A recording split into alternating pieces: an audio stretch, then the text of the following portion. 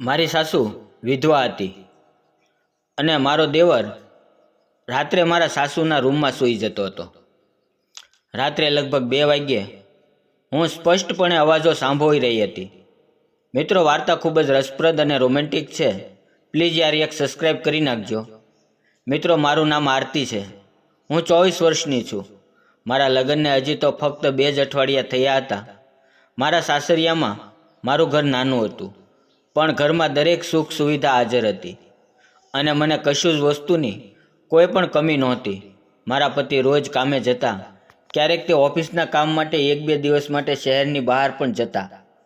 પણ મારા દેવરનું વર્તન કંઈક વિચિત્ર હતું અને તે મને મારા પતિની ગેરહાજરીમાં કહેતો કે ભાભી, તમે ખૂબ જ સુંદર દેખાવ છો અને તમારી લિપસ્ટિક પણ ખૂબ જ સુંદર લાગે છે. અને તેની આંખો મને વિચિત્ર લાગતી હતી. તે કામ પણ નહોતો કરતો અને મારા સાસુના રૂમમાં જ રહેતો હતો. રાત્રે મારા સાસુ અને દેવર સાસુના રૂમમાં સૂઈ રહ્યા હતા. મારી સાસુ વિધવા હતી અને તેની ઉંમર 50ની આસપાસ હતી.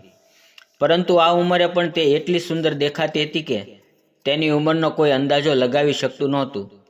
શરૂઆતમાં મેં તેના પર બહુ ધ્યાન ન આપ્યું, પણ ધીમે ધીમે રાત્રે મારા સાસુના રૂમમાંથી આવતો અવાજ, રડવાના અવાજે મારું ધ્યાન ખેંચ્યું અને મેં મારા પતિને આ વાત વિશે વાત જણાવી.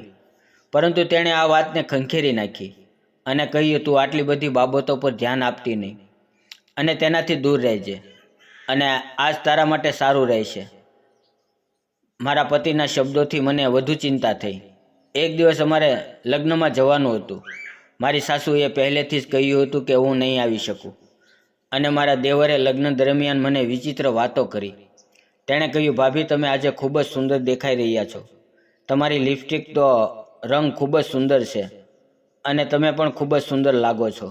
તેના શબ્દોએ મને અંદરથી હલાવી નાખી અને હું અસ્વસ્થ બનવા લાગી.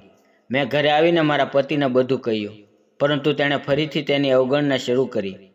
મારી સાસુ તેના રૂમમાંથી દરરોજ રાત્રે ચીચો પાડતી હોવાની મને ચિંતા થતી હતી કે રોજ રાત્રે રૂમમાંથી ચીચો અને રડવાનો અવાજ આવતો હતો. એકવાર મારા પતિ તેમની ઓફિસના કામ માટે શહેરની બહાર ગયા હતા. રાત્રે હું મારા રૂમમાં એકલી સૂતી હતી. રાતના લગભગ 2 વાગ્યા હતા. હું સ્પષ્ટપણે તેના અવાજો સાંભળી શકતી હતી. આખરે સત્ય જાણવા માટે મેં તેના રૂમમાં કેમેરા છુપાવી દીધા. બીજે દિવસે જ્યારે મેં વિડીયો જોયો ત્યારે મારી આંખોમાં આંસુ આવી ગયા. મારી સાસુના રૂમમાં શું થઈ રહ્યું હતું તે મારી કલ્પના બહાર હતું અને જે પણ થઈ રહ્યું હતું તે તમે સમજી જ ગયા હશો અને અહીં હું મારા શબ્દોમાં તમને કહી શકતી નથી. બીજે દિવસે મેં મારા સાસુ સાથે સીધી વાત કરવાનું નક્કી કર્યું. મેં તેમને કહ્યું, મને બધી જ ખબર પડી ગઈ છે. તમારા રૂમમાં શું ચાલી રહ્યું છે તે વિશે તમે મને સત્ય કહો, કારણ કે હું પણ આ ઘરનો એક ભાગ છું. મને પણ ઘરમાં શું થઈ રહ્યું છે તે જાણવાનો અધિકાર છે. સાસુએ થોડીક આનાકાની કર્યા પછી સાચે સાચું કહ્યું અને કહ્યું કે વહુ, જે પણ થયું છે તે કોઈને કહેશો નહીં. ખરેખર હું તમારા દેવરને ઊંઘની ગોળીઓ આપીને સુવડાવી દઉં છું અને રાત્રે મારો જૂનો પ્રેમી રમેશ મને મળવા આવે છે. આ સાંભળીને હું આશ્ચર્યચકિત થઈ ગઈ. તેણીએ આગળ કહ્યું, રમેશ મારા કોલેજના દિવસોનો પ્રેમ છે. હું તેને છોડી શકતી નથી. તેની પાસે ઘણા પૈસા છે અને તે મને ખૂબ જ પ્રેમ કરે છે. અમે બંને એકબીજા વગર રહી શકતા નથી.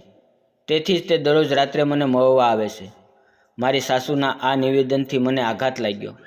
તેના અને રમેશ વચ્ચેના સંબંધોએ અમારા ઘરની શાંતિને ઘણી ખલેલ પહોંચાડી હતી. મને સમજાયું કે આ સત્ય ફક્ત અમારા પરિવાર માટે જ નહીં, પણ સાસુ માટે પણ સમસ્યાઓ ઊભી કરી શકે છે. હું વિચારવા લાગી કે આ પરિસ્થિતિને હેન્ડલ કરવા માટે મારે શું કરવું જોઈએ. હું મારા પતિના આવવાની રાહ જોઈ રહી હતી. જ્યારે મારા પતિ આવ્યા ત્યારે મેં તેની સાથે વાત કરી અને પછી રમેશ વિશે વધારે પૂછપરછ કરી તો મારા પતિએ મને કહ્યું કે તેના લગ્ન થયા નથી.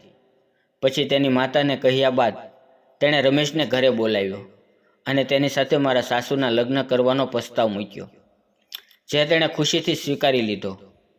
ગયા મહિને એક શુભ મુહૂર્તમાં તેના લગ્ન થયા. મારી સાસુ મને ખૂબ જ પ્રેમ કરે છે. મારા સાસુએ મને ખૂબ જ આશીર્વાદ આપ્યા અને તે ખૂબ જ ખુશ હતી. તો મિત્રો તમને આ મારી વાર્તા આશા રાખું છું કે ગમી હશે, અને મિત્રો ચેનલ પર નવા હો તો સબસ્ક્રાઈબ કરી નાખજો. મિત્રો વિડીયો પૂરો જોવા બદલ આપ સૌનો ખૂબ ખૂબ ધન્યવાદ. ફરી મળશું આવતીકાલે એક નવા વિડીયોમાં. ત્યાં સુધી આવજો.